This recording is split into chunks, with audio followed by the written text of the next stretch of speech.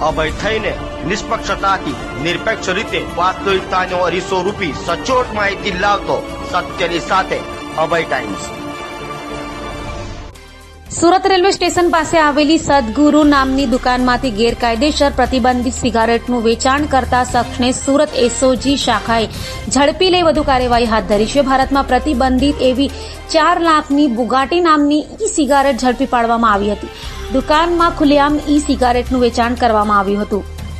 No drugs in Surat city અભિયાન ચલાવી રહેલી સુરત પોલીસની એસઓજીની ટીમે ઈ સિગારેટ પકડવામાં સફળતા મળી છે। ત્યારે સુરત એસઓજીએ બાતમી આધારે સુરત મેદરપુરા આયુર્વેદિક ગણનારા પાસે આવેલ ઇન્ફિટ્યુ ટાવર માર્કેટમાં આવેલા પહેલા માળે સદગુરુ નામની દુકાનમાં દરોડા પાડ્યા હતા।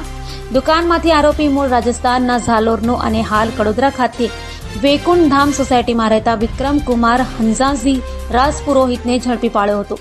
વિક્રમ કુમારની દુકાનમાંથી ગેરકાયદે રીતે વેચાણ કરવા રાખેલ 4 લાખની 100 નંગ બુગાટી 9000 ઇલાઇટ કંપનીની ઈ સિગારેટ મળી આવી હતી।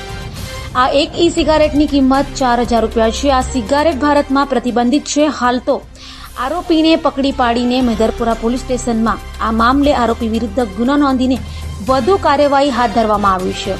સિગરેટ ક્યાંથી આવી હતી અને અત્યાર સુધીમાં કેટલાને વેચવામાં આવે છે તે અંગે પૂછપરછ કરાશે।